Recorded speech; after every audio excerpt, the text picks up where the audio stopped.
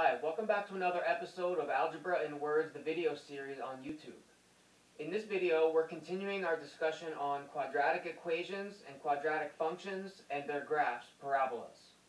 In the last episode, we went over using the information from a quadratic function to do a basic graph and a sketch of the graph, as well as looking at the vertex and the axis of symmetry and the y-intercepts. Now, in this video, we're going to look at it from another angle. One thing we're going to look at is, briefly, the vertex form of a quadratic formula, as well as one method of solving quadratic formulas, which is ultimately used to graph and convert into vertex form, called the complete the square method. It all ties together, and I'll explain how it all fits together for you as we go. So first, I want to just say a very brief thing. I'm not going to go into it much, but one thing I want to say is the effect that A has on the shape of the parabola. It's basically this. We want to look at it in terms of, does it shrink or stretch the parabola? And it's very easy. If A is a fraction, that will stretch the parabola like this. And if A is a whole number, the bigger the number, the more it will squish the parabola together, more narrow. And that all kind of comes from its basic form when A is 1. So next, let's look at what's known as the vertex form of a quadratic equation. And the vertex form looks like this.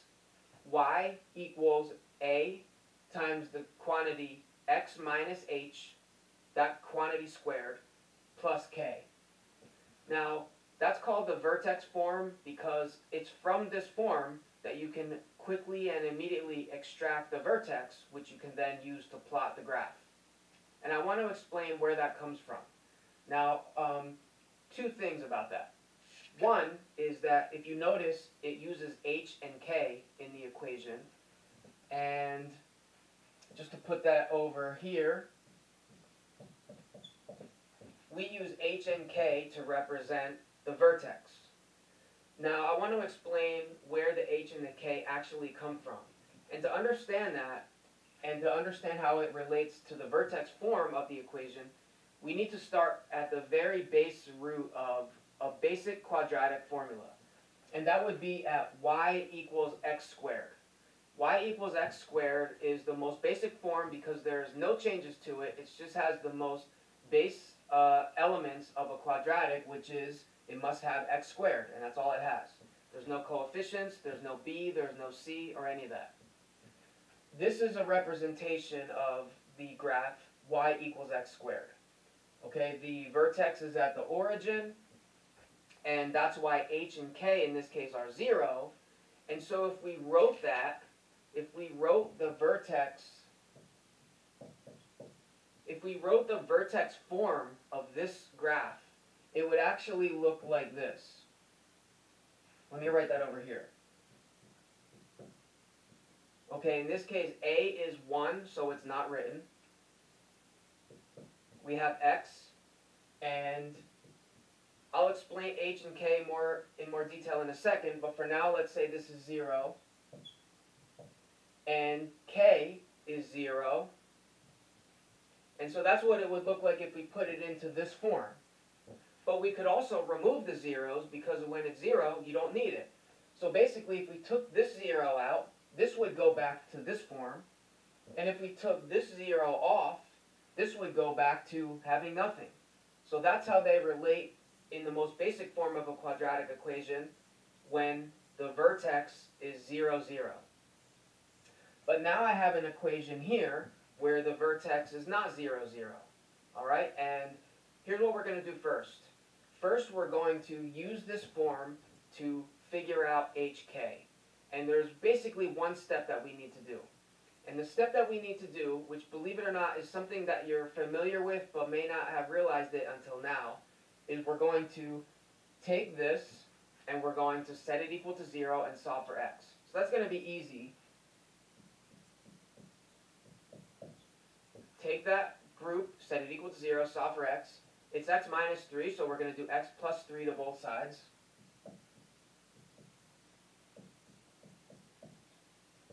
And we get x equals 3, but what that really means is this really represents h. So h in this case is 3.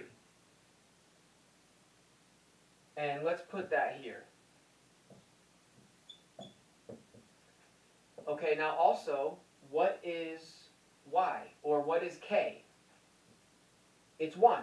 So we just take that and write it in.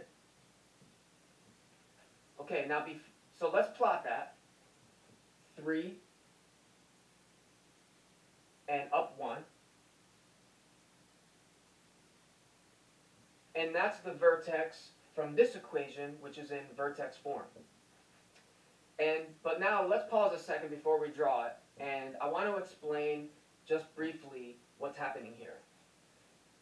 Notice that in this form it says minus h, okay? But h can be positive or negative. In this case, h was positive, 3. But suppose that, hypothetically, this was x plus, let's say, x plus 5. Let's just write that here, x plus 5.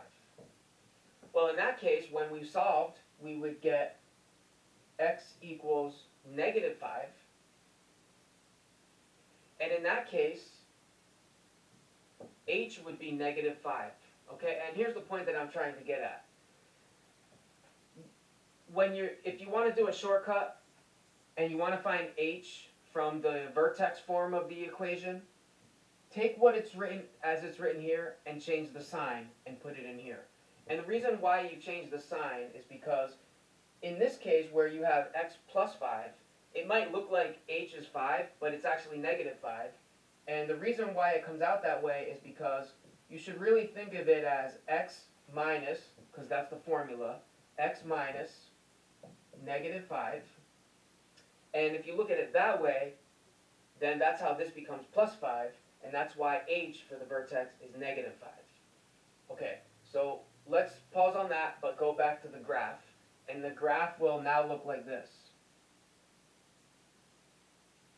Okay, and what we see here is when we're comparing this equation, which was this blue parabola, with this equation in vertex form, which is the purplish or pinkish parabola, what we notice here is there are a vertical and a horizontal translation from the origin. And all that means is that's what h and k represent. H represents the shift from x equals 0, and k represents the shift from when y equals 0. So if this is x and y equals 0, the origin, and we're using this hk, the vertex, which we got from the vertex form after we just did the one change, then let's just evaluate that as a shift from the origin. Let's start with x. X is originally here. The vertex of the x value is here. But since the shift from the x is 3, we are... Actually, I have that written wrong. Let me correct that. Okay, I corrected that. I don't know why I had the graph over here, but correctly, 3 would be here, and 1 would be here. So this is the correct graph of the parabola. So now that we have that right, what I was saying is, if we're looking at the shift of x from the origin, and this is 3 of the vertex, then we're starting here, we're going 1, 2, 3 units to the right, and that's the horizontal shift.